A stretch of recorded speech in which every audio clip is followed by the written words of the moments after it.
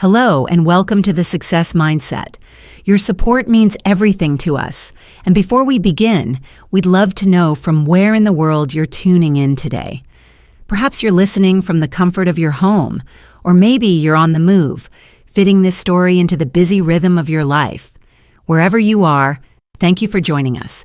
Now, let's settle in and dive headfirst into today's tale. One of ambition, betrayal, reinvention, and the unshakable resolve of a man who understood that the greatest structures in life are not merely built, but also tested under pressure. This is the story of Vincent Riker, known to some as the architect, but destined to reveal himself as far more than that. It was late. 2:17 a.m., to be precise, when Vincent sat hunched over his workbench in the cool, dimly lit basement of his home. Around him, the space resembled a sanctum of dedication, shelves lined with blueprints, framed awards, commendations of excellence, and the carefully preserved memories of 2 decades devoted to architecture. The basement bore the faint scent of sawdust and glue, testaments to countless nights spent bringing visions into tangible form. Tonight was no different. His weathered hands, steady and deliberate, moved with a craftsman's precision as he adjusted the final piece of a miniature model, Sullivan Plaza, a revolutionary design he hoped would redefine the company's legacy. He leaned back slightly, eyes narrowing as he admired the intricate symmetry of his creation. Every line, every angle spoke of his vision, his ingenuity, and his tireless pursuit of perfection. Yet, despite all of it, he knew the recognition would not bear his name. The man who stood in Vincent's shadow was Howard Sullivan, his father-in-law and boss for the past 15 years. Howard, a shrewd and calculating businessman, had built his empire on the sweat and brilliance of others, Vincent most of all. In the corporate world of Sullivan Development, Howard was the face and the voice, while Vincent was the quiet architect, the one whose designs carried the weight of the company's success without ever earning him true credit. Howard saw profits where Vincent saw art. He saw numbers where Vincent saw the poetry of form and function. And as Vincent carefully adjusted the miniature plaza under the pale fluorescent light, he wondered how many more nights of anonymity he could endure. The silence broke when a voice, soft but edged with exhaustion, drifted down the basement stairs. Naomi. His wife of 12 years, Howard's daughter, stood framed in the stairwell, her silk robe loosely knotted, auburn hair cascading down like liquid fire in the muted glow. She was as beautiful as she had always been, though her beauty carried with it a distance now, an absence of warmth that Vincent could feel in her every movement. She descended slowly, eyes drawn to the model. "Still working?" she asked. Vincent gestured toward the plaza. "Almost done." Tomorrow's the presentation. Naomi walked closer, her gaze taking in the design with the kind of detached admiration that came from habit more than genuine awe. "Howard will love it," she said softly, though the words felt practiced, rehearsed. Then she added with a faint trace of resentment, "He'd better, considering how many nights it's stolen you from me." Her hand brushed across his shoulder, a touch that once would have ignited sparks of intimacy, but now felt like the careful performance of a role she no longer wished to play. Vincent noticed the shift, but he had long ago trained himself in silence. He had learned patience from his years under Howard's thumb, discretion from his marriage, and observation from the last 7 months of gnawing suspicion. When Naomi finally retreated upstairs, Vincent waited until her footsteps vanished before opening his laptop. He entered a password and pulled up the hidden program he had been running quietly in the background of their marriage. Tracking software. A guilty pang should have struck him, but the truth had already settled into his bones. On the glowing screen appeared the proof he no longer needed, but couldn't stop verifying. Naomi had spent 3 hours at the Wellington Hotel, room 1217, the same room as last week and the week before that, The evidence was irrefutable. Vincent sat in silence, staring at the screen, not with rage, but with the cold calculation of a man whose vengeance was already forming like an architectural blueprint in his mind. He was not violent. Fists were too crude, too fleeting. No, his revenge would be carefully crafted, as deliberate and enduring as the buildings he designed. He understood demolition better than most. True destruction required far more planning than construction. The next morning, Vincent rose with the quiet discipline that never left him from his earlier years in military intelligence, a part of his past that he rarely revealed to anyone, not even Naomi. At 45, he carried himself with a strength that came not only from physical training, but also from an inner reserve of control and resilience. As he loaded the model of Sullivan Plaza into the back of his car, the radio filled the silence with news of Sullivan Development's soaring stock prices, another milestone attributed to Howard's empire. Vincent tightened his grip on the steering wheel. The empire, he thought, was built on foundations he had designed, but whose credit was stolen. The headquarters gleamed in the morning sunlight, a towering monument of glass and steel, a building that bore Howard's name but Vincent's vision. As Vincent parked, he noticed the sleek black Mercedes in the executive spot beside Howard's. Colin Byrne, the so-called golden boy, 15 years Vincent's junior, with an MBA and no real-world expertise to speak of, but with charisma enough to worm his way into Howard's favor, and as Vincent's suspicions confirmed, Naomi's bed. Colin was everything Vincent despised, shallow, opportunistic, and dangerous precisely because he lacked substance, but exuded charm. Carrying the model through the lobby, Vincent received warm greetings from the security staff and receptionists. They respected him in ways Howard and Colin never bothered to. He had always treated them as equals, understanding that the strength of a structure relied not just on the brilliance of its design, but on the unseen support holding it up. In the elevator, as he straightened his tie, he reminded himself that today was not about confrontation. Today was about confirmation, and once he had it, the real work, the demolition, would begin. The boardroom fell silent when Vincent unveiled the model of Sullivan Plaza. Its sleek lines and innovative design drew the eyes of every executive present. The concept was unlike anything the city had ever seen. Sustainability merged seamlessly with bold aesthetic, a promise of a future where function and beauty could coexist. Howard stared with narrowed eyes, calculating rather than admiring, while Colin leaned forward with an air of false authority, immediately pointing out flaws that did not exist. The Eastern support structure seems unorthodox, Colin remarked, feigning knowledge. Wouldn't a more traditional approach save costs? Vincent's composure never faltered. On the contrary, the Eastern support is the key innovation. It reduces material use by 30% while increasing structural integrity. 3 independent engineers have verified the calculations. Howard dismissed him with a wave of his hand. Too experimental. We're not in the business of experiments, Vincent. We're in the business of profits. 15 years of the same cycle. Howard reaping the glory while Vincent carried the burden of blame. But today, Vincent noticed something different. The exchange of glances between Howard and Colin carried weight, as if a final decision had already been made. Later, in his office, Melissa, his assistant of 8 years, waited with visible concern. "They've called in HR," she whispered urgently. 3rd floor conference room. An hour, Melissa was more than just an assistant. She had her own reasons for loyalty.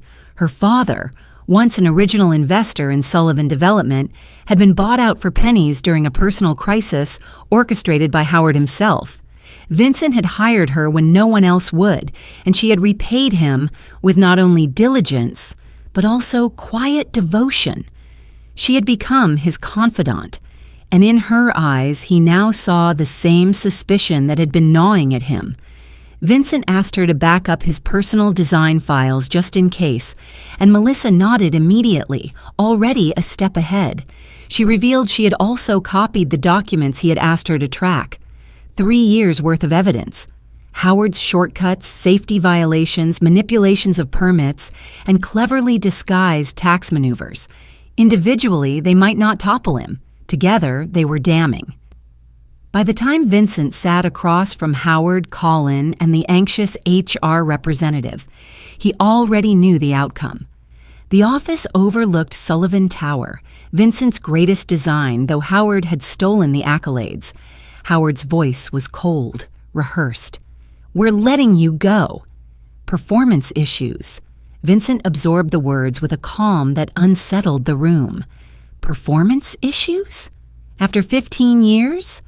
Colin slid an envelope across the table. "The company's direction is changing. Your designs are outdated." Vincent made no move to touch the severance package.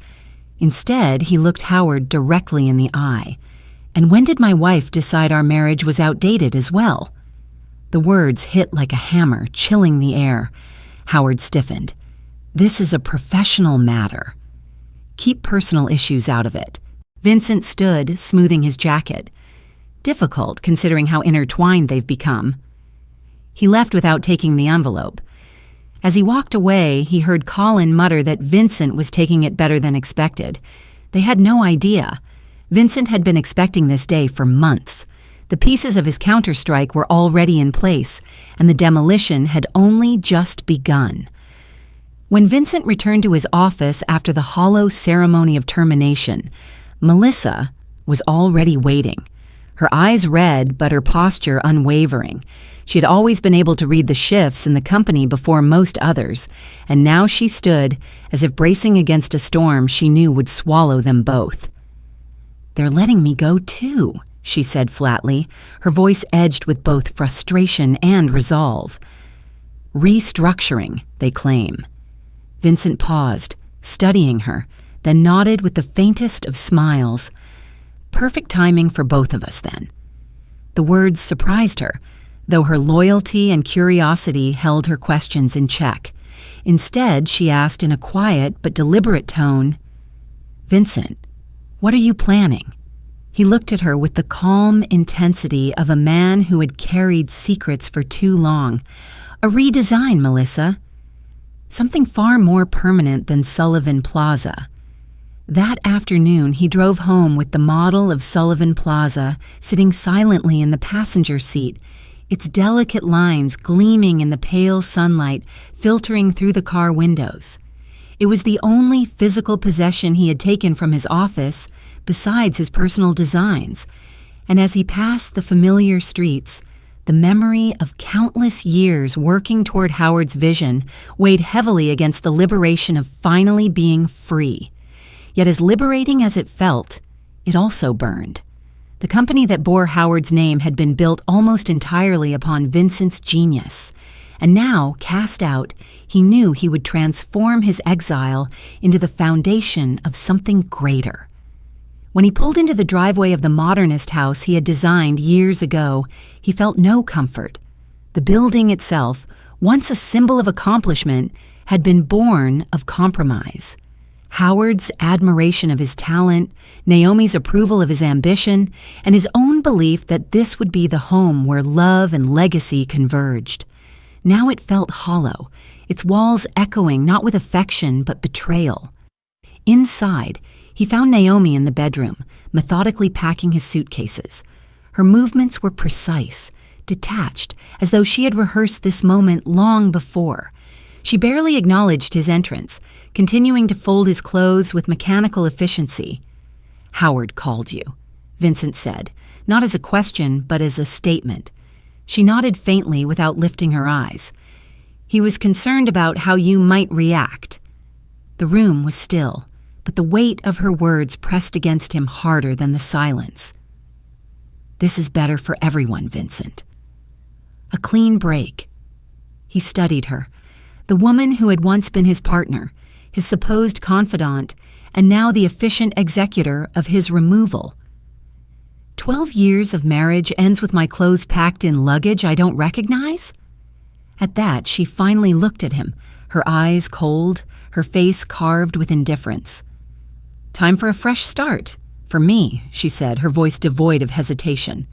She handed him a brochure, and when he glanced down, he saw it was for a homeless shelter. Until you find somewhere more permanent, she added. The calculated cruelty in the gesture was more piercing than anger could have been. This was no impulsive unraveling. It was an elimination, orchestrated with precision. Vincent accepted the brochure with unnerving calm. She continued, her tone clipped and almost professional. Your severance should help until you find something else. Though Howard mentioned that your non-compete clause will make architecture difficult for you for a while. Vincent's eyes lingered on hers, and then he spoke with a quiet confidence that made her falter for the first time. Did he also mention that non-compete clauses aren't enforceable in this state? Or that I've maintained my military pension all these years, the one you thought I forfeited? For a moment, a flicker of doubt crossed her face, a subtle crack in the flawless mask she wore. What are you saying? She whispered, unsteady now. He lifted the suitcases, his voice firm. I'm saying that you and Howard may have planned this meticulously, but you built your plan on false assumptions. Don't bother changing the locks. I won't be back. Her voice trembled as she asked, Where will you go? His answer was chilling in its simplicity. To finish what I started 15 years ago. He left the house without a backward glance, driving not to the shelter or any temporary lodging, but across town to a modest apartment building. To the outside world, it appeared unremarkable, a simple structure tucked into the city, but within its top floor unit lay the contingency he had prepared years earlier. For 5 years, under his birth name, Blake Vincent Riker, he had quietly maintained this space. What seemed like an ordinary apartment was in reality a war room. The walls were covered with documents, photographs, architectural plans, and evidence meticulously collected. It was the hidden map of the empire Howard had built, annotated with every weakness, every violation, every betrayal. This was no sudden retaliation. It was the culmination of years of preparation. As he entered, Melissa was already there, waiting. She had used the key he had given her months earlier, when his suspicions had sharpened into certainties. She stood among the papers and blueprints, her eyes alight with a determination that mirrored his own. Everything's ready, she said. Operation Aftershock can commence whenever you give the word. Vincent placed the model of Sullivan Plaza on the central table, its gleaming design now transformed in his mind from an offering to Howard into a symbol of reclamation. He opened his laptop, fingers moving swiftly as a pre-programmed sequence initiated a chain of electronic fund transfers, securing his considerable savings beyond Howard's reach. Accounts shifted through a labyrinth of shells and intermediaries until no trace could be followed. Then he lifted a phone, dialing a number few people even knew existed. The line clicked, and when a voice answered, Vincent's tone was measured and deliberate. General Blackwood. It's Riker. Yes, that Riker. I'm calling in that favor. The days that followed were defined by silence, but not the silence of absence. It was the silence of intention, of movement in shadows. Vincent did not reach out to Naomi, nor to Howard, nor to any of the people who had assumed they could discard him.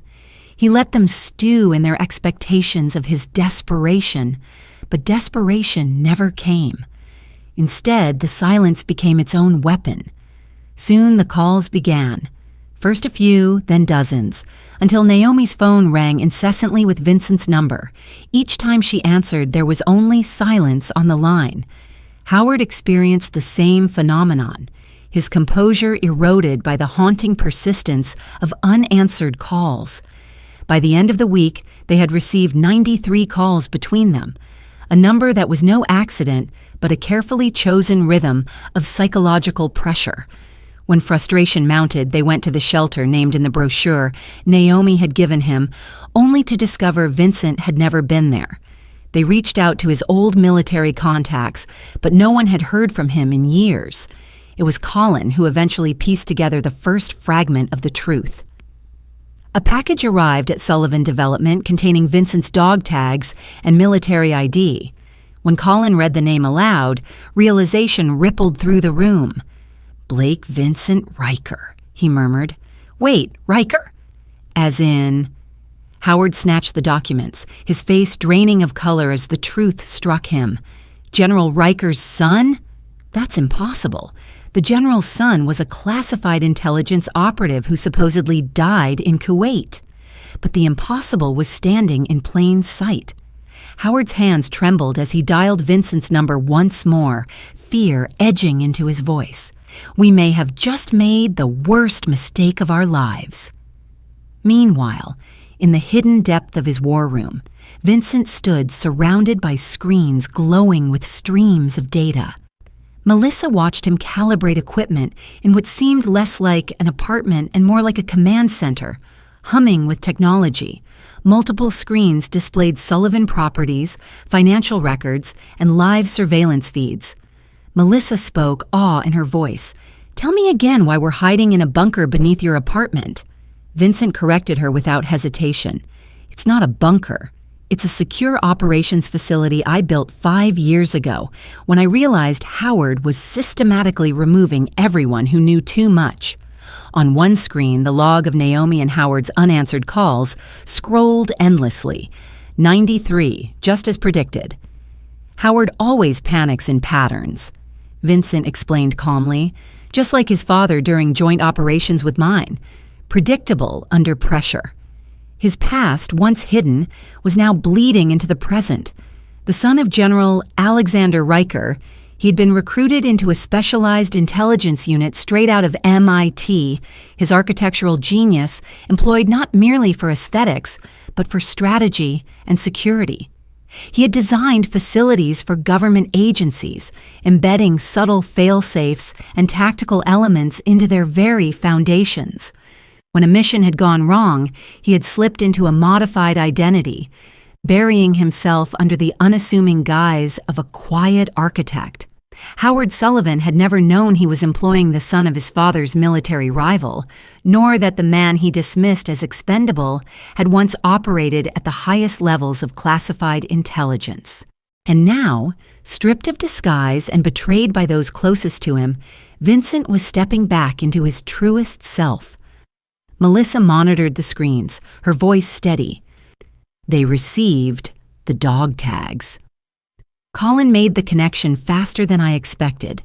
Vincent nodded, acknowledging Colin's intelligence even as he dismissed his character. Byrne is many things, but unintelligent isn't one of them. He's the only real threat in this scenario.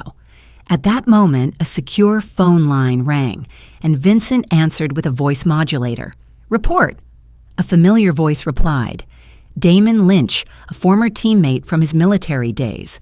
Phase 1 complete. Sullivan Towers' security system has been compromised. "We have eyes everywhere," Vincent ended the call, his expression unreadable, before turning back to Melissa. "Tell me about the Sullivan Foundation Gala." Melissa pulled up the details, her fingers moving quickly across the keyboard. 2 weeks from Saturday. Every major investor, political ally, and business partner will be there. They're announcing Sullivan Plaza as Howard's legacy achievement, with Colin listed as the new lead architect. Vincent studied the list, then interrupted, finishing her thought. "They've already altered my designs." The Eastern support structure, the innovation that stabilized the geological risks, has been replaced with a conventional method. He spoke with the calm certainty of a man who had anticipated this. "That bedrock formation cannot withstand the load without my compensation factor. I designed it that way. A fail-safe." Melissa looked stunned. "You sabotaged your own design?" Vincent shook his head. "I created leverage. Howard always cuts corners once approvals are final. I built in a condition to protect the public. Without my original modifications, that structure will eventually collapse." Now we make sure it never breaks ground. Just then, another notification blinked onto the main screen, a video call from General Blackwood. Vincent answered. The general's weathered face appeared, his tone brisk and solemn. Your father's files have been unsealed as you requested. Everything Howard Sullivan Sr. did to sabotage Alexander Riker's career and reputation, evidence your father could never use because of national security restrictions. And in other matters, the trust fund your father established has been activated, $50 million, plus decades of interest, released upon confirmation of your identity. Vincent's face softened with something rare, gratitude. Thank you, General. As the call ended, Melissa whispered, almost stunned, $50 million, your inheritance. Vincent stood straighter, eyes fixed on the designs for Phoenix, the company he would build from Sullivan's ashes. Howard's father stole my family's reputation. Howard stole 15 years of my career. Now I'll use my father's money to build what Sullivan Development never could, and erase what they already have, by becoming their salvation before I become their destruction. Howard Sullivan paced his office with the restless energy of a man whose empire trembled beneath him, his phone pressed to his ear as though sheer force of will might summon answers. I don't care what it takes. Find him, he barked, his voice cracking under the strain of days spent unraveling. The private investigator on the other end sounded weary, resigned, as if repeating the futility of the search for the 100th time. Mr. Sullivan, we've tried everything. Blake Vincent Riker effectively disappeared 12 years ago when he became Vincent Riker. Now both identities have gone dark. Howard slammed the phone onto his desk with a force that rattled the crystal tumbler sitting nearby. His world was slipping, and every attempt to regain control only pulled it further from his grasp. Naomi entered quietly, her once polished composure unraveling into a haunted haggardness. Nothing? She asked, already knowing the answer. Howard shook his head, collapsing into his chair with the heavy weight of a man finally comprehending the scope of his mistake. Do you have any idea what this means? He whispered hoarsely. Vincent is Alexander Riker's son, the same Alexander Riker my father supposedly betrayed during Kuwait. And do you know what that implies? Naomi frowned, struggling to grasp the gravity. So his father was a general. What does that matter to us? Howard's eyes, sharp even in defeat, lifted to hers. Not just some general. The man who invented modern structural sabotage for the military, and Vincent has designed every major building in our portfolio for 15 years. The color drained from Naomi's face as the realization formed. You think he compromised them? Howard's silence was answer enough. Colin entered without knocking, his polished arrogance intact, though cracks of urgency spread beneath the surface. He held out a tablet with grim determination. We have a bigger problem. Phoenix Development just announced a revolutionary new project, direct competition with Sullivan Plaza. He handed the device to Howard, who scanned it with growing horror. Look who's listed as chief architect. Below the breathtaking renderings of a towering design signed with Vincent's distinctive mark was the name, Blake V. Riker, founder and CEO. Naomi staggered back. He's had a competing development company this whole time? Colin's expression tightened. Worse. 3 of our major investors called this morning. They're pulling out of Sullivan Plaza to back Phoenix instead.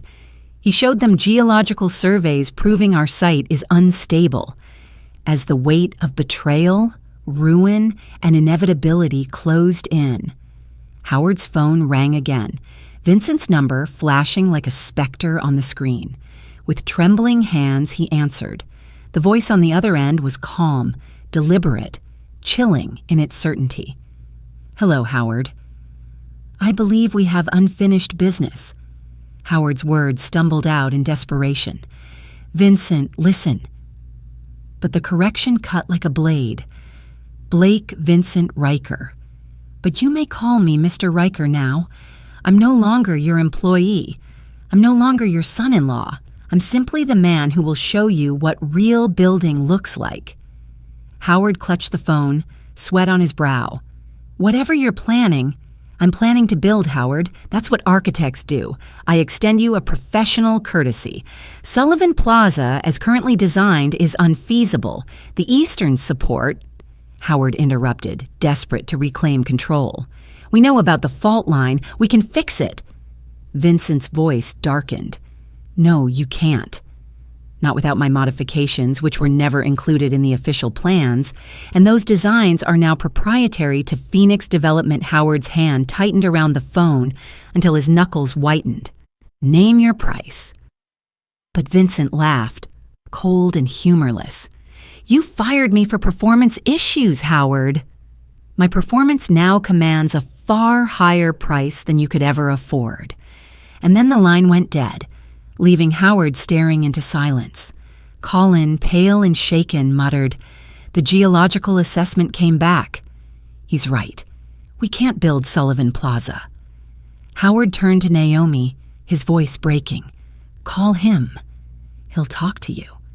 But Naomi, her own certainty fraying, whispered, "I'm not sure that's true anymore. I'm not sure I ever really knew him elsewhere."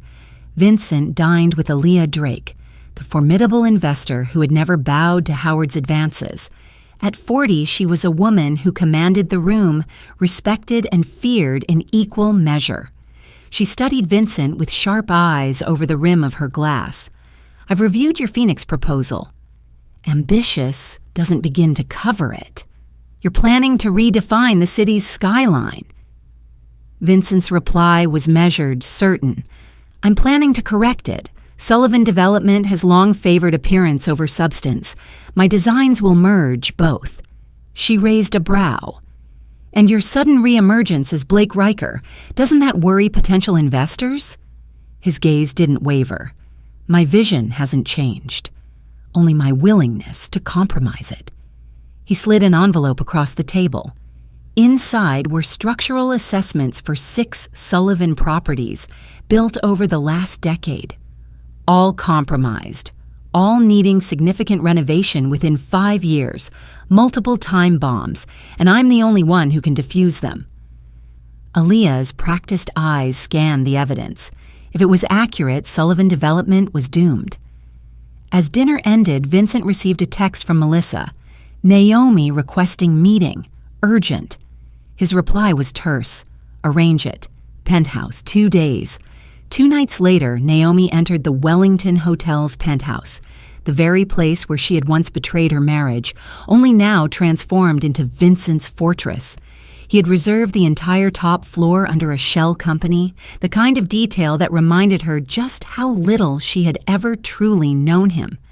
She found him standing at the windows, the city sprawling beneath him, an impeccably tailored suit sculpting him into someone unrecognizable. Someone larger than the man she had dismissed weeks ago. "You wanted to see me?"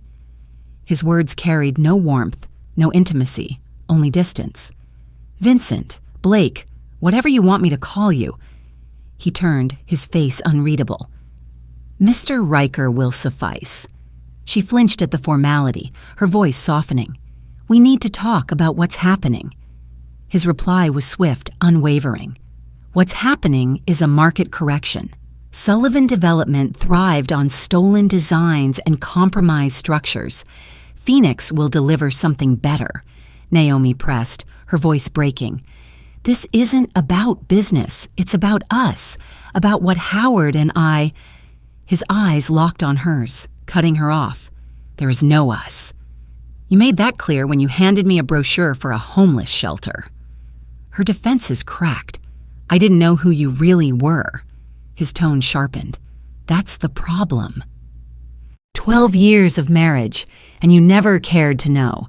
My principles, my loyalty, my devotion, those were always real. Can you say the same?" Her lips trembled. "I made a mistake with Colin. A terrible mistake." His gaze pierced her. "Your mistake wasn't Colin. It was believing I was dispensable." He turned back toward the windows, his voice steady and merciless. Howard is bleeding investors. His political allies are deserting him. Colin's modifications to my designs have been rejected by the Planning Commission. And do you know how I know all this? I designed your father's security system. Did you think I wouldn't build a back door? Naomi's tears spilled freely now. What do you want from us? His reply was as sharp as steel. From you, nothing. From Howard, acknowledgement. He handed her a folder. This details the compromises in Sullivan Tower, substandard materials in the support columns. If an earthquake of 5.0 or greater hits, the building collapses. Naomi's face went pale. Howard's office. On the top floor, the board meetings. Vincent took the folder back. Yes, and Phoenix has already submitted proposals to reinforce every Sullivan property at our expense. She blinked, confused. You're helping us. His voice hardened. I'm helping the innocent people who work in those buildings.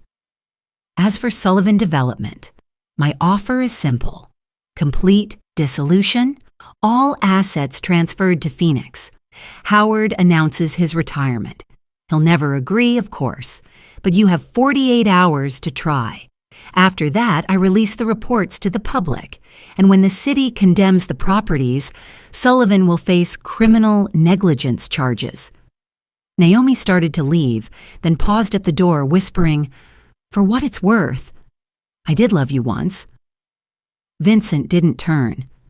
"No, Naomi. You loved the idea of me. That man no longer exists." After she left, Melissa emerged from the adjoining suite where she had monitored the meeting. "Do you think she'll convince him?" Vincent's eyes remained on the city skyline. Howard will never surrender, but that was never the plan. He switched screens to the live feed of Naomi in the elevator, calling her father. The voice recognition program transcribed her words in real time. He knows everything about the buildings, about the materials. We need to move now. Vincent smiled faintly. Right on schedule. Alert Damon. It's time for Phase 3. The following morning at 7 a.m., Howard convened an emergency board meeting inside Sullivan Tower. The boardroom brimmed with tense executives and lawyers. Howard's voice thundered with false authority. Vincent Riker, or Blake, or whatever he's calling himself, is threatening to destroy this company with fabricated concerns. We need to discredit him. Colin projected engineering assessments on the main screen. Our teams haven't found imminent danger, but they admit anomalies in the structures. Anomalies only the original architect could explain. Patricia Winters, the chief legal counsel, spoke with deliberate caution. If these concerns are legitimate and we dismiss them, Howard slammed the table. They're not legitimate. This is sabotage by a disgruntled ex-employee, Colin interjected evenly, and the son of General Riker, a man with extensive government connections. Silence blanketed the room. The implications hung heavy until suddenly the emergency alarms erupted. A computerized voice blared, "Structural integrity alert. Please evacuate immediately." Confusion descended into panic as the building itself shuddered. Dust fell from the ceiling tiles. Patricia Winters stood abruptly. "Hack or not, I'm leaving. I suggest everyone else does too." Chaos filled the boardroom as executives scrambled. Howard's phone rang again. He snatched it, shouting, "What have you done?" Vincent's voice was calm, merciless. "I've activated the monitoring system I installed 3 years ago. The one you refused to fund. It's detecting stress in the eastern columns, exactly as predicted." Howard seethed. "This is illegal." Vincent cut him off. "For potentially saving hundreds of lives. The system is already transmitting its data to the Department of Building Safety. Their engineers are en route." Another tremor rippled through the building, stronger this time. That wasn't an earthquake, Howard. That was material fatigue. The substandard concrete you substituted is failing under normal load. Howard looked down at the street where people flooded the sidewalks. "You won't get away with this," he growled. This isn't a game, Howard. This is an intervention. By nightfall, Sullivan Tower will be condemned. Sullivan Development will face investigations across your entire portfolio. Your empire is finished. Howard spat into the phone. Then I'll take you down with me. You designed these buildings. Vincent's reply was ice, and I've already provided authorities with proof showing my original designs and your signatures on the change orders that compromise them. Goodbye, Howard. By nightfall, Sullivan Tower was encircled by emergency vehicles and news helicopters. The Department of Building Safety issued inspection orders across all Sullivan properties. The empire was crumbling. At Phoenix headquarters, Vincent and Melissa watched the live coverage, Damon monitoring the communications. The stock's in freefall, Melissa reported, down 60% since the market opened. Damon added, Phoenix is up 38%. The mayor's office is calling you a public safety hero. Vincent nodded, his gaze fixed on Sullivan Tower, collapsing not in steel and glass, but in reputation. Howard will try to salvage what's left, probably sell assets before they're frozen. Melissa's eyes narrowed. Already happening, 3 subsidiaries transferring ownership to shell corporations linked to Colin Vincent allowed himself the faintest smile. Good. He's making his move earlier than expected. Damon looked confused. I thought Byrne was adversarial. Vincent's voice was calm, certain. He's ambitious, unethical, sleeping with my ex-wife, and entirely predictable. By overextending, he's walking into the final phase of my plan. He pulled up documents on the screen. These are the hidden liens I placed against Sullivan projects over the last 5 years. Small investments through intermediaries, individually insignificant. Collectively, they give me controlling interest in their debt. When Sullivan defaults, and they will, those assets don't go to Colin Byrne. They come to me. Colin Byrne believed himself to be untouchable. For weeks, he had maneuvered in the shadows, gathering pieces of Sullivan Development's fractured empire like a scavenger combing through the wreckage of a crumbling dynasty. Howard was distracted, consumed by his reputation and the public relations nightmare unfolding before him, while Naomi hovered on the periphery, her once gilded life unraveling in ways she hadn't prepared for. Colin, however, saw only opportunity. He had always thrived in chaos, and now he convinced himself he was the heir apparent, the one destined to emerge from Sullivan's ashes with the crown in hand. But what he had not accounted for was the man who had orchestrated the fire in the first place. When Colin entered his office close to midnight, exhausted but self-satisfied, after finalizing a series of rapid asset transfers to shell corporations, he found Vincent already there, sitting calmly in his chair as though he owned the place. The shock registered briefly across Colin's face before he steadied himself with a smirk. "Breaking and entering, Riker." Vincent leaned back, unfazed. "Not breaking when you built your security system on codes I wrote." "And I'm not Riker to you. I'm the man whose chair you're borrowing." Colin poured himself a drink to disguise the tremor in his hands, adopting an air of indifference he didn't feel. "I suppose you're here to gloat. You destroyed Sullivan. Congratulations, but self-preservation is an art form, and I'll salvage what I can." Vincent's gaze was cold, unwavering. Sullivan was destroying itself long before I intervened. I simply accelerated the collapse. And as for self-preservation, you've mistaken it for self-destruction. He gestured to the document spread across Colin's desk, evidence of the hurried transfers and offshore accounts. 5 properties, 3 reallocations, 1 wire to the Caymans. You've been busy. Colin's smirk faltered. You think you've won because you embarrassed Howard? This was never about buildings, Vincent. This was about Naomi choosing me over you. Vincent rose slowly, his voice dropping to a chilling whisper. Is that what you believe? That I dismantled a $1 billion empire because my wife betrayed me with a shallow opportunist? That would be pathetic. This was never about you. You're not a rival. You're collateral damage. Colin bristled, his arrogance crumbling into anger. Then what do you want? Vincent placed a folder on the desk, sliding it across with deliberate precision. Inside was documentation of Colin's every maneuver: financial fraud, embezzlement, conspiracy. I designed the financial management system 5 years ago. Did you really think I wouldn't build monitoring protocols? Tomorrow morning, the SEC will receive this, unless you comply with my terms. Colin's bravado melted into visible fear. What terms? Vincent's eyes bored into him. The assets you stole returned to their rightful owner, me. You resign from Sullivan Development and from this industry entirely, and you never contact Naomi again. Colin laughed, though the sound was hollow, desperate. You're insane. I won't. Vincent cut him off, his voice slicing through the room. The alternative is federal prosecution. Securities fraud, embezzlement, conspiracy. You won't walk away with Naomi. You won't walk away with anything. You have until morning with that. Vincent walked toward the door, leaving Colin with the chilling certainty that his empire, like Howard's, was nothing but dust in Vincent's hands.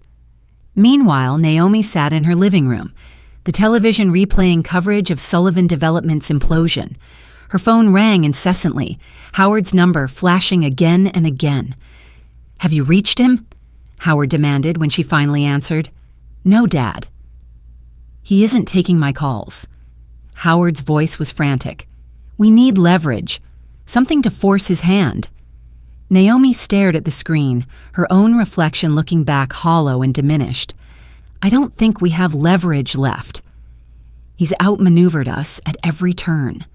Howard's voice was sharp, commanding. There must be something, some weakness. Naomi's reply was quiet, broken. The only weakness he ever had was loyalty to people who didn't deserve it. And we destroyed that ourselves. As she hung up, the doorbell rang. On her security monitor, she saw Melissa standing outside. Naomi hesitated before opening the door, suspicion sharpening her features. Melissa's voice was calm, professional. Mr. Riker sent me. He has a proposition. Naomi frowned. He couldn't come himself? Melissa's expression remained unreadable. He's currently discussing similar terms with Mr. Byrne. She handed Naomi an envelope. Inside were divorce papers and a settlement far more generous than Naomi had anticipated. Melissa's voice softened slightly. If you refuse, there are no alternative terms. Only consequences. Naomi's hands trembled as she scanned the settlement. The terms left her with security she hadn't expected, even after her betrayal. A note in Vincent's handwriting was attached to the final page. Consider this, my final act as your husband. Choose your next steps carefully. Melissa closed her briefcase, preparing to leave. For what it's worth, I advised him to offer you nothing. The settlement was his idea. He said it was to honor the person he thought you were, rather than punish the person you became. Naomi swallowed, her composure cracking. Why would he do that after everything? Melissa paused at the door. Because he's not like you or Howard. Because his revenge isn't about cruelty. It's about justice. And then she was gone, leaving Naomi to stare at the papers, the weight of her choices pressing down like the walls of a collapsing building. By dawn, Colin had capitulated. The assets he had tried to siphon away were transferred to Phoenix Development, his resignation filed quietly, his flight to Singapore booked without fanfare. At noon, Howard Sullivan stood before a crowd of reporters. The man who had once exuded invincible confidence now looking hollow, diminished, his voice unsteady as he delivered the words that marked the end of an era. After careful consideration and in light of recent structural concerns, I am announcing my retirement and the dissolution of Sullivan Development Corporation. I take full responsibility for any irregularities. All remaining projects will be transferred to Phoenix Development. Questions erupted, but Howard raised a trembling hand. One reporter shouted, "Is it true Phoenix is led by your former son-in-law?" Howard hesitated, his jaw tightening before he answered. "Mr. Riker is a gifted architect. His contributions to this city have been significant. Phoenix is fortunate to have his expertise." And then the conference ended abruptly as Howard appeared to suffer a minor medical episode, staff rushing to his side as cameras flashed mercilessly. From Phoenix headquarters, Vincent watched it all unfold. Damon looked to him, surprised. "You're going to protect him? After everything?" Vincent's expression was cold, deliberate. "I'm ensuring he lives long enough to see his legacy erased. Only then will he understand Melissa entered with fresh news. Naomi signed the divorce papers. No contest, no modifications." Vincent nodded. "And Colin?" "Gone," Melissa replied. "One way to Singapore." Vincent leaned back, his eyes narrowing. He'll be back. Men like him always think they can rebuild, but he'll spend the rest of his life clawing at ashes. He turned back to the city map glowing on the screen, his focus now shifting from destruction to reconstruction. "Our attention moves to Sullivan Tower. We will rebuild it into something worthy." 6 months later, what had once been Sullivan Tower stood reborn as Phoenix One. The building had been stripped to its bones, its structural deficiencies corrected with precision, its purpose reimagined from corporate excess into something transformative. Affordable housing, educational centers, community resources, and commercial spaces intertwined into a living, breathing monument to integrity. Architectural journals across the globe praised the project, calling Vincent a visionary who had reshaped not just a building, but the very soul of the city. On the night of its grand reopening, Vincent stood in what had once been Howard's office, now converted into an architectural history museum. The exhibits documented the tower's original construction, the shortcuts Howard had taken, and the consequences that could have followed. "Quite an achievement," said a familiar voice. Vincent turned to see General Blackwood, retired but still commanding in his presence. "My father would have appreciated the symmetry," Vincent said, his reputation destroyed by Howard's father, Howard's legacy reclaimed by me. The general placed a hand on his shoulder. "Your father would be proud of more than just the revenge. This rebuilding is what he always believed architecture should be. Service to community, not monuments to ego." A chime announced another arrival. Melissa entered, holding a tablet. "Howard's here." Security escorted him to the private elevator. Vincent nodded. "Show him in." When Howard entered, he looked older, frailer, his body bearing the weight of defeat. Vincent gestured to the exhibits. The truth, preserved for future generations. Every shortcut, every lie, every consequence. Howard studied the displays, his voice heavy with resignation. "Public humiliation as your final revenge?" Vincent shook his head. "Not humiliation, education. Future architects will learn from this." Howard slumped into a chair. "You've won completely." "Destroyed what I built. What now?" Vincent met his eyes. "Now I continue building.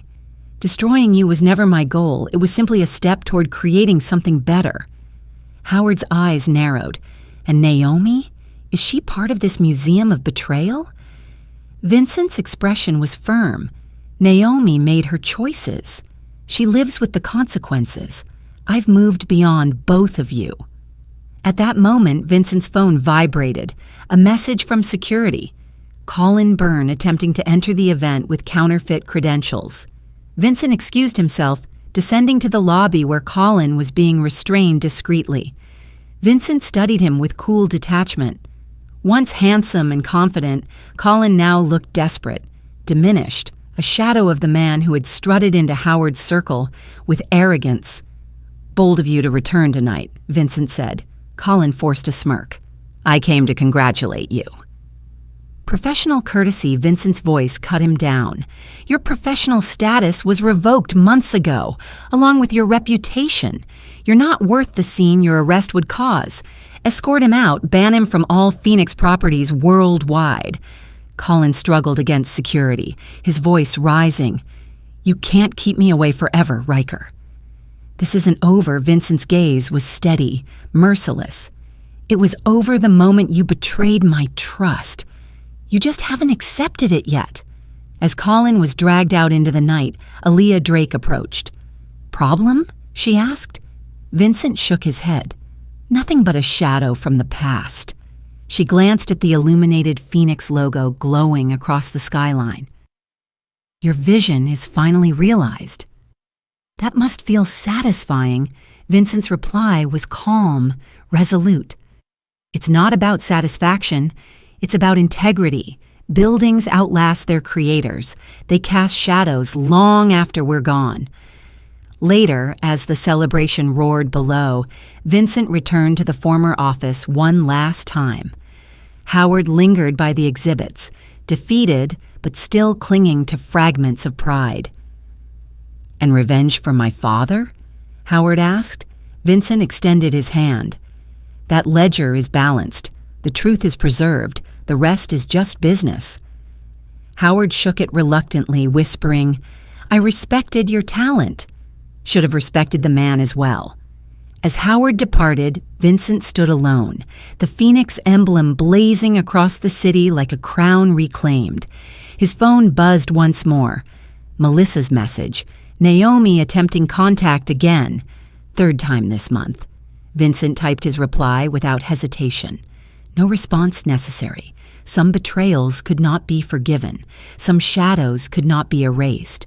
Vincent had rebuilt his life not by forgetting the past, but by transforming it into the foundation for something stronger. The architect was no longer merely a designer of structures. He had become the builder of his own destiny, casting a shadow across the city that would outlast betrayal, corruption, and even his own name. The weeks that followed the grand reopening of Phoenix One were a study in contrast between two legacies, one crumbling into dust, the other rising with fire in its bones. Sullivan Development's name was reduced to footnotes in legal proceedings, its brand a cautionary tale, repeated in newspapers and academic case studies. Phoenix, meanwhile, soared. Vincent's designs were no longer the silent backdrops of someone else's empire, but the signature of a man unmasked, a visionary whose work now carried his true name.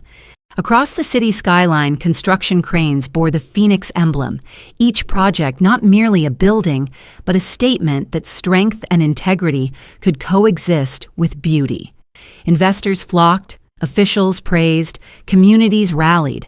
But beyond the applause and accolades, Vincent moved with the same quiet deliberation he had always known, his satisfaction not rooted in spectacle, but in the knowledge that the structures rising around him would endure long after those who betrayed him were forgotten.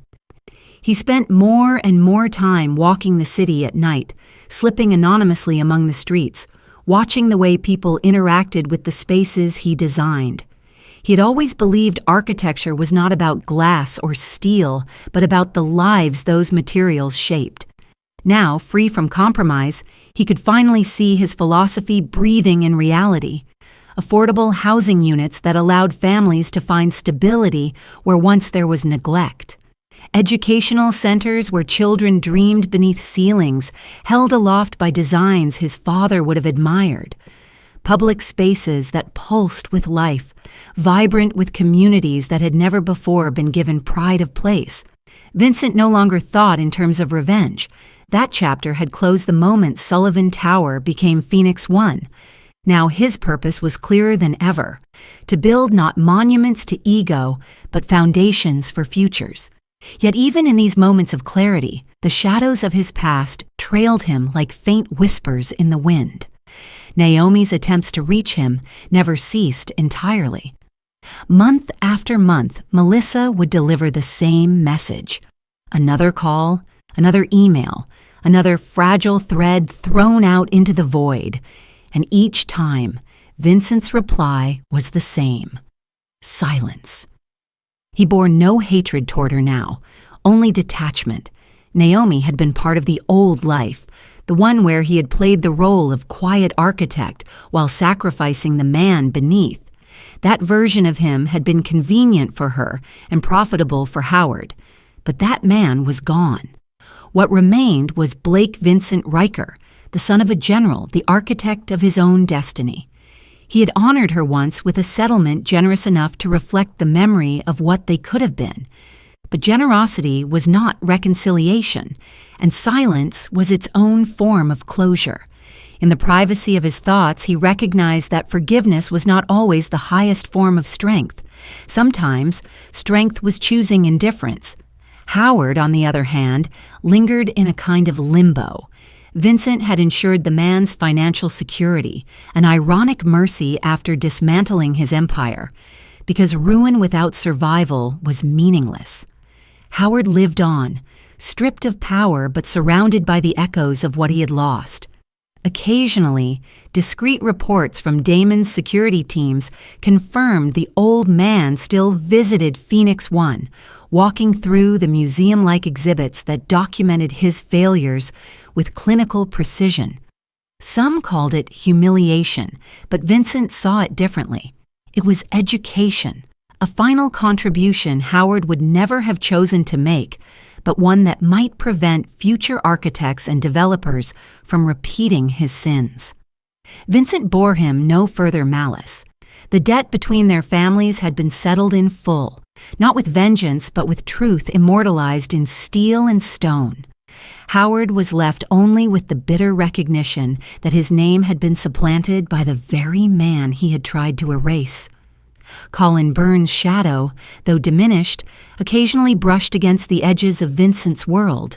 Reports surfaced of his attempts to re-enter the industry under false fronts, of schemes whispered in offshore circles, of desperate plays to rebuild a reputation already turned to ash.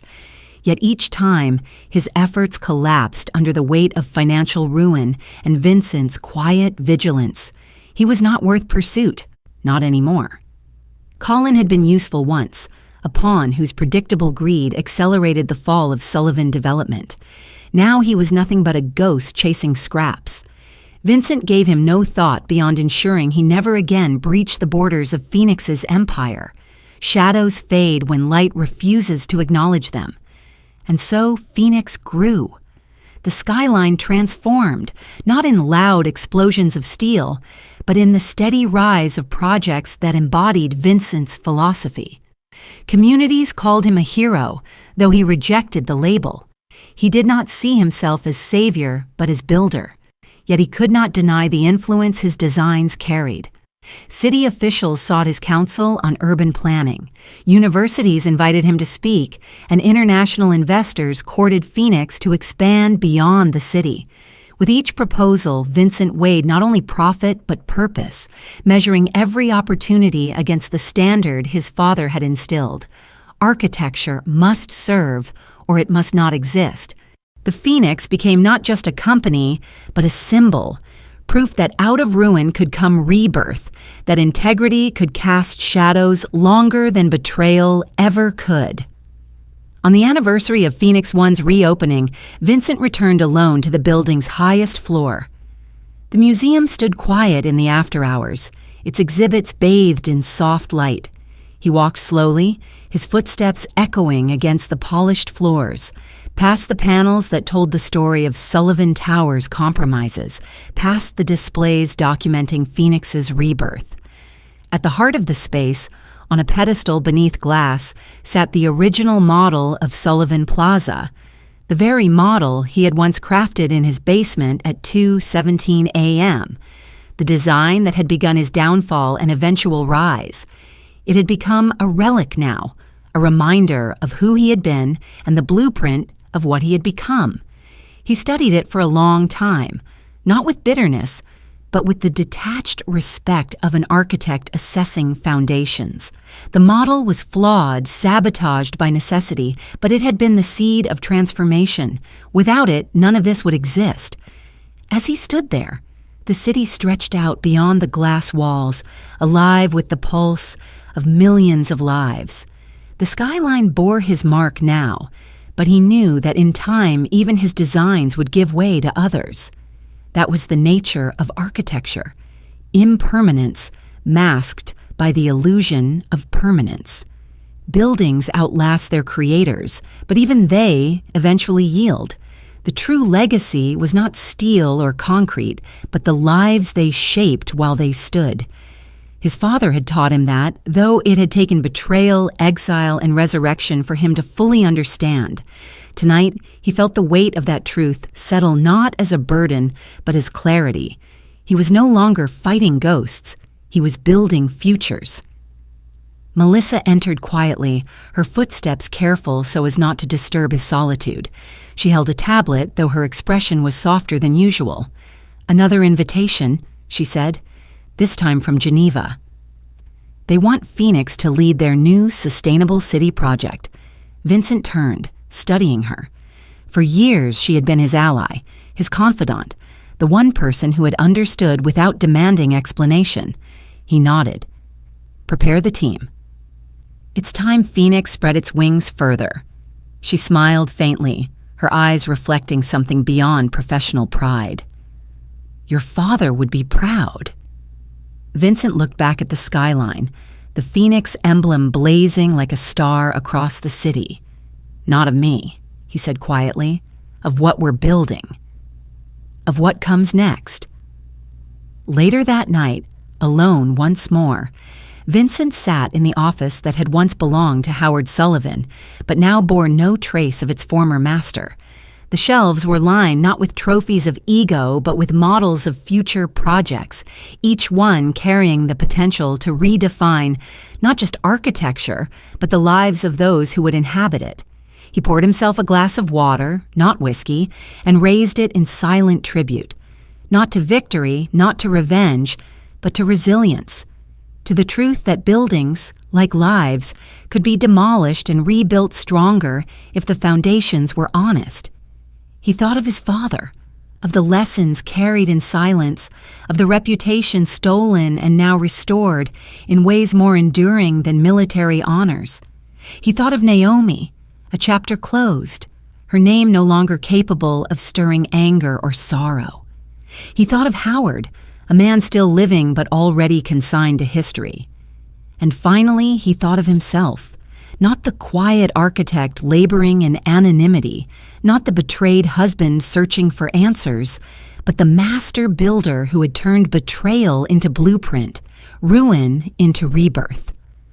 As dawn crept over the horizon, Vincent opened the windows, letting the cool air fill the space.